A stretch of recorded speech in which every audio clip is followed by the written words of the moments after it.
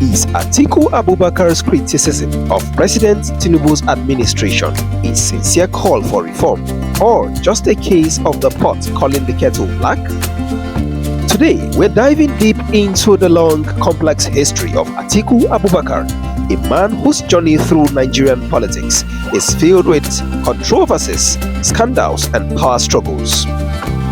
We'll look at his past, his feud with former President Obasanjo, and whether his criticism of the Tinubu-led administration holds water or falls apart under scrutiny. Join me as we dive into the history of one of Nigeria's most controversial political field and why Atiku's criticisms of Tinubu is making many Nigerians wonder whether Atiku himself is not guilty of the same things.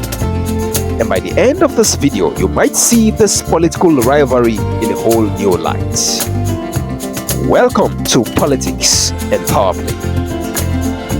Way back in 1984, during Nigeria's military regime under General Muhammadu Buhari, the economy was in trouble and Buhari had implemented strict currency controls to keep foreign cash from flooding out of Nigeria.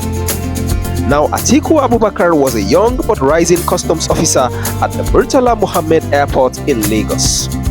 And here's where we hit the first controversial issue about Atiku Abubakar, the Suitcase Scandal. The story goes like this. One day, 53 suitcases allegedly loaded with foreign currency sailed through the Nigerian customs without a single inspection. For Nigerians struggling under Buhari's policies at that time, this was clearly outrageous. While tight currency rules applied to everyone else, yet someone was allowed to bypass them with 53 mystery suitcases. Public outcry followed, and guess who was in charge of customs during that time? Atiku Abubakar. Atiku has always insisted he did nothing wrong.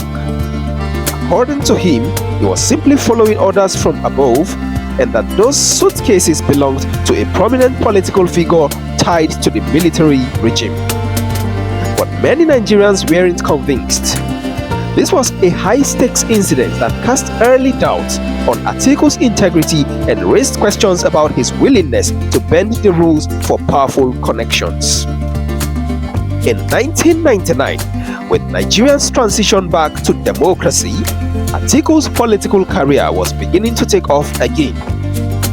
This time, he was elected vice president under the leadership of former President Olusegun Obasanjo. Although it was a powerful alliance, but one that would not last long. In the beginning, Obasanjo and Atiku appeared to be a strong team. Atiku had built a reputation as a savvy politician and a master of networking. His support was crucial in securing Obasanjo's nomination within the People's Democratic Party (PDP). But by the time the 2003 elections rolled around, rumors were all over the place that Atiku, the ambitious vice president, might be setting his sights on the presidency. For Obasanjo, this was an act of betrayal as he was seeking a second term and didn't want any competition from his own deputy. Tensions began simmering between the two, and Atiku ultimately stepped back, throwing his support behind Obasanjo for re-election. But from that moment, trust was broken and Obasanjo's wariness of Atiku would only deepen over the years. But the turning point came with Obasanjo's infamous third-term agenda. In 2006, whispers started circulating that Obasanjo was seeking a third term in office. For this to happen, the Nigerian constitution would need to be amended. As this plan became public, it sparked a national debate, and one of the most vocal opponents was, as you might guess, Atiku Abubakar. Atiku didn't just disagree with the plan, he actively rallied support against it, persuading key members of the National Assembly to oppose the amendment. His opposition is widely seen as the decisive factor that killed the third-term bid, leaving Obasanjo's ambitions in shambles. It is not clear whether Atiku's opposition to Obasanjo's third-term bid was for selfish gains or a genuine fight to rescue Nigeria. But let me ask you, Was Atiku's opposition to Obasanjo's third-term bid a fight to preserve Nigeria's democracy, or was it for selfish gain? Let me hear your opinion in the comment section below. As for Obasanjo, Atiku's role was unforgivable and a clear sign that Atiku couldn't be trusted.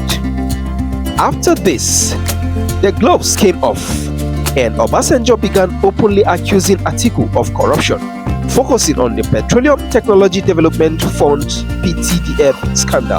The accusation was that Atiku had redirected millions from the PTDF into personal ventures. This case became a public spectacle, with the Senate launching a formal inquiry. Although no definitive conviction came out of it, the scandal left a mark on Atiku's reputation, reinforcing a perception of him as a politician with questionable ethics. But Obasanjo took it further.